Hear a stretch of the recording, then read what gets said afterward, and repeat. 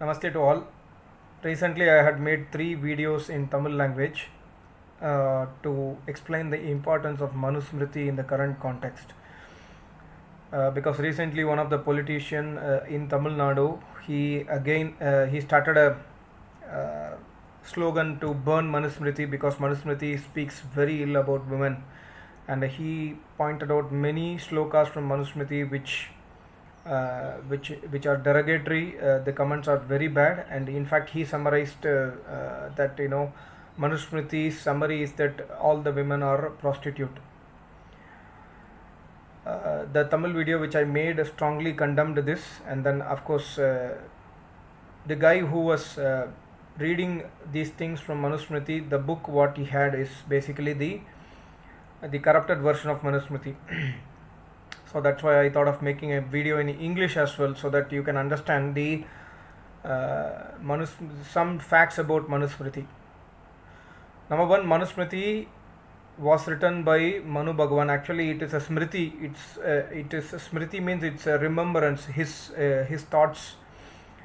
And Manu Bhagavan is a great yogeshwar, and after attaining samadhi, after mastering the Vedas, he became the first king of this universe, and he wrote this Manusmriti. In Manusmriti, he has explained the importance of life connecting to Vedas, and he has explained in 12 chapters all the knowledge that is possible a human can get in his life. That means he has extracted a juice from Vedas and given it to it, be it education, be it politics, be it women, be it men, be it family life, be it sannyas life, that is after retirement life, or going towards asceticism. All the knowledge he has tried to take from Vedas and given it. And Manusmriti, if you see Manusmriti, the Rishi Munis like Shatpat Brahmin, the Rishi Muni who wrote Shatpat Brahmin Granth, Taitra Upanishad, Katak Samhita, Maitrani Samhita, or Tanda Brahman, these rishis have a common opinion. Their opinion is Manurvai Yat Kincha Vadat Tad Bhaishajam. So what it says is, each and every shloka of Manusmriti is a Bhaishajam. That means it's like a medicine to us. So it has very deep knowledge, and it is very, very appreciable to follow Manusmriti in life because it is fully based on Vedas. And also there is another Brihat Samhita. In that Samhita, the Rishi says that any book which is written against Manusmriti, or any book which is speaking against Manusmriti, has to be immediately condemned, and those books has to be avoided, because there is no other book which can compete with Manusmriti in terms of knowledge. This is what Brihasamhita says. And so with these kind of Rishi Muni's texts, we can understand that the current Manusmriti is not the original Manusmriti. Number one point. Number 2 point is, thanks to Mr. Surendra Kumar, he is Arya Samaji, he has written a book called Vishuddha Manusmriti. So the shocking fact is that today's Manusmriti book, the guy in Tamil Nadu, the political guy, the Manusmriti what he had has 2685 slokas in his book. And the Vishuddha Manusmriti, Vishuddha means this, the Surendra Kumar, this person tried to take Manusmriti, and then he saw the contradictions in Manusmriti, and he applied it, the test of grammar, test of Sanskrit. There are certain tests which can be applied to each and every shloka and combined with Vedas, and he came up with Vishuddha Manusmriti, and he proved that there are many false shlokas added during the last several thousand years. India was under the rule of British for 200 years, and before that rule of Mughals for 800 years, and before that we were ruled by Jains, we were ruled by Buddhists, we were ruled by many. So there is every possibility that our texts have been corrupted, and this is what has happened to Manusmriti. This is what happened to Mahabharata, and this is what happened to many Upanishads. So we have to understand the facts, and so we have to read this Manusmriti, Vishuddha Manusmriti, to understand who is Manu Bhagavan. And in Tamil Nadu, I was seeing the interview of other politicians who were opposing this guy's statement, derogatory statement about women, and saying that Manusmriti can never tell like that, etc., etc. I'm not going into politics, but the guys who claimed that Manusmriti talks bad about women, and the person who spoke about Manusmriti to be burnt should not be spoken ill of, because the government website, I think the Indian culture.gov.in, the government website, the Manusmriti in the government website itself is having these slokas. So they were telling to the politicians in India who were supporting the Hindu scripture, saying that the Indian government website's Manusmriti speaks ill. So there were a lot of arguments. So my point is that, and my request or appeal to Indian government, I had made in Tamil as well, that if at all one of you is seeing you have administrative power, I request you to please upload the version of Vishuddha Manusmriti. It is available free. Arya Samaj has uploaded free text, free version in Google. You can search Vishuddha Manusmriti, you can get the free text. And in Vishuddha Manusmriti, you can understand how he wrote Vishuddha Manusmriti. He did 7 tests. Antar Virodah, Paraspara Virodah, number 1. Number 2, Prasanga Virodah. Number 2, Vishaya Virodah. Number 4, Avanta Virodah. Number 5, Shaila Virodah. Number 6, Punaha Ukti. Number 7 is Veda Viroda. So if the slokas are contradicting, the 5th chapter first sloka and the middle sloka and the last sloka is contradicting, we have to understand that okay, there is some mistake that has happened. So by comparing it with Vedic text, by comparing it with Sanskrit grammar, by comparing it with the contradictions, etc., one can easily find out the false insertions, and that is what this gentleman has done. Really great work he has done. So it is very surprising. Out of 2685 slokas, 1471 slokas are false. That means more than 50% of Manusmriti slokas are false insertions made during last several thousand years. And you have to understand, Manusmriti is several crores of years old, because Manu Bhagavan was the first king of this universe, or the Chakravarti Raja. So if you see chapter number 1, total 144 slokas, 66 are false. Chapter number 2, total 224 slokas, 60 are false. Chapter number 3, 286, 202 are false. Chapter number 4, 260, 170 is false. Chapter number 5, 169, 128 is false. Chapter number 6, 9733 is false. Chapter number 7, 226, 42 is false. Chapter number 8, 420, 187 is false. Chapter number 9, 325, 168 is false. Chapter number 10, 142, 127 is false.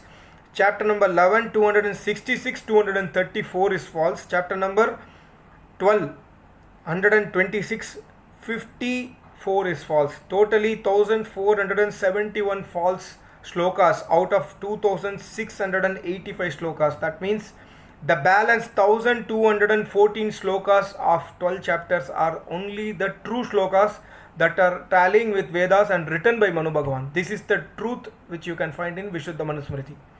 Okay, now coming to the important topic of what Manusmriti speaks about women.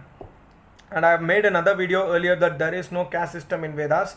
Manu Bhagavan did not create caste, he did not created this caste system, because caste system is not there in Vedas.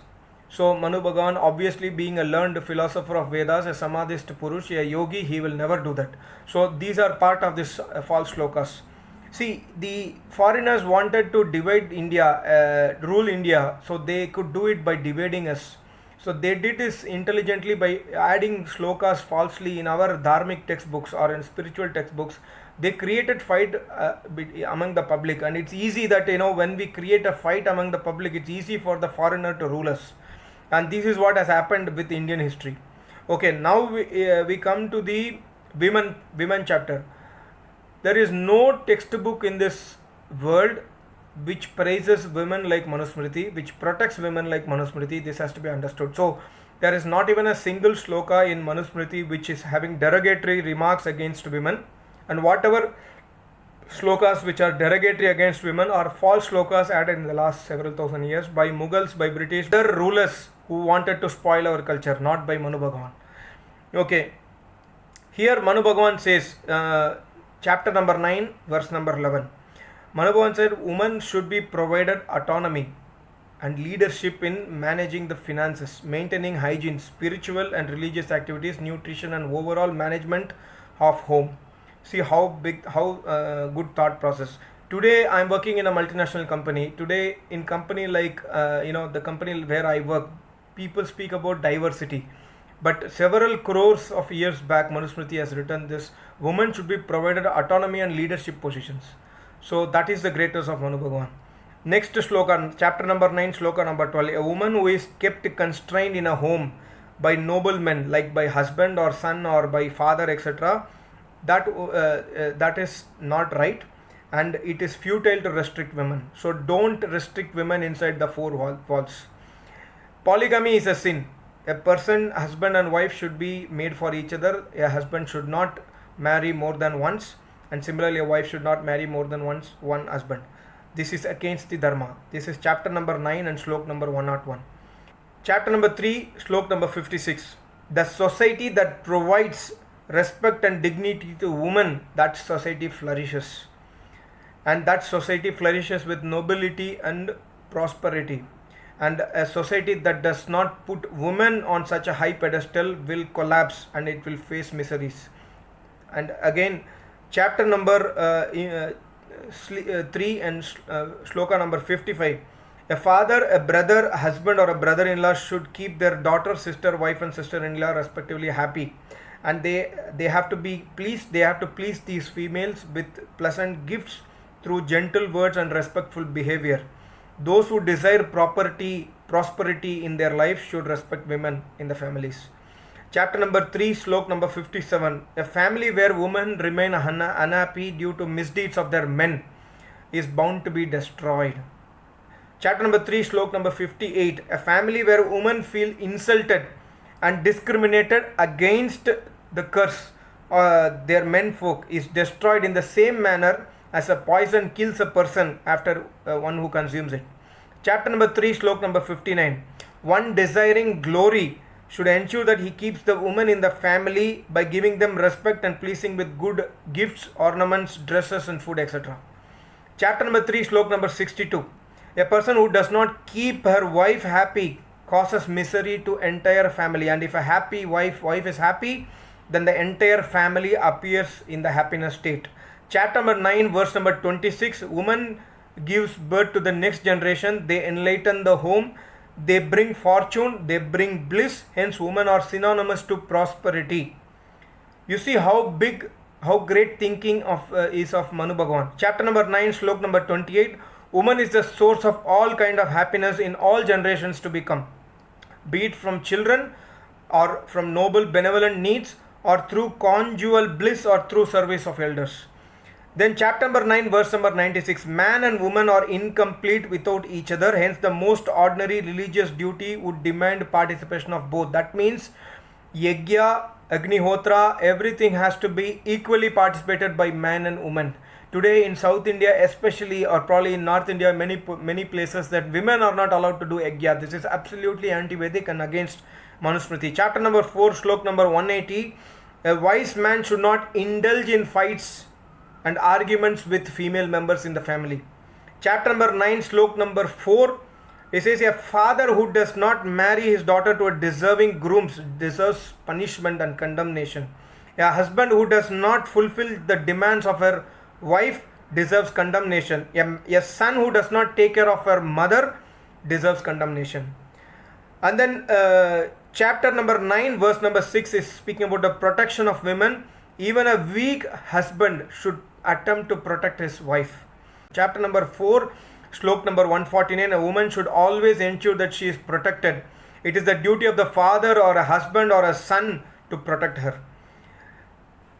Chapter number 9, verse number 89 speaks about the marriage. It is better to keep a woman unmarried than force her to marry to a person who is not fit to get married or undeserving person. Chapter number 9, verse number 90 and 91 speaks about a woman can choose her husband at her own choice after attaining maturity.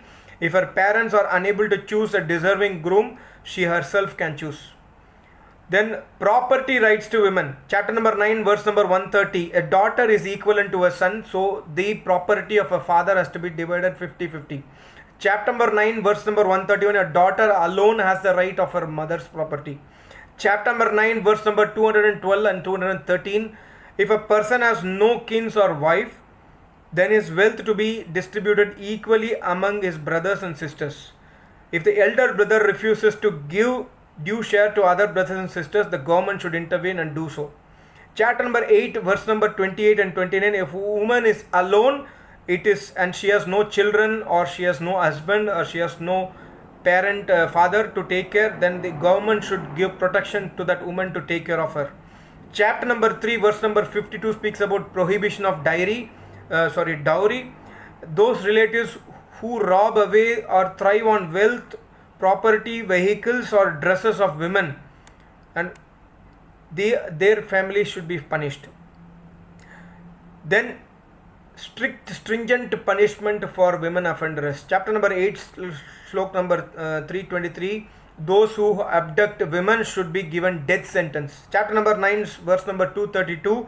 Those who kill women or children or virtuous people should be given strictest punishment, that is death punishment. Chapter number 8, verse number 352. Those who rape or molest a woman or incite them into adultery should be given the harshest punishment that creates fear among others. You see the thinking of Manu Bhagavan. How can Manu Bhagavan even think about derogatory comments about women? We are then chapter number 8 and slok number verse number 275. One should be punished if he puts false allegations against a girl or woman. Chapter number 8, verse number 389. Those who abandon their mother, father, wife or children without any reasonable reason should face severe punishments. Then ladies first. This is also coming from Manu Bhagavan. Chapter number 2, verse number 138. A man in a vehicle, you are traveling in a bus, he has to give priority to ladies or pregnant women, or get up and give way to that female. Chapter number 3, verse number 114. A newly married girl comes to the house, she should be fed first. A pregnant lady should be fed first before the man or the family member takes the food in the house. So these are all some of the verses which proves that the women gets the highest priority in social status, in property, in marriage, in family, in society, in everywhere. And this is written in Manusmriti. Please read the Vishuddha Manusmriti. I again request the government, if you are seeing this video, one of the government employees, if you can help in forwarding to the right person, please spread the right Manusmriti, which is the Vishuddha Manusmriti, and the Manusmriti which is uploaded in the website today has to be scrapped, because that is not the real Manusmriti written by Manu Bhagavan. We have to respect the great yogis like Manu Bhagavan. I will meet you soon in another video. Thank you so much. Namaste. Om.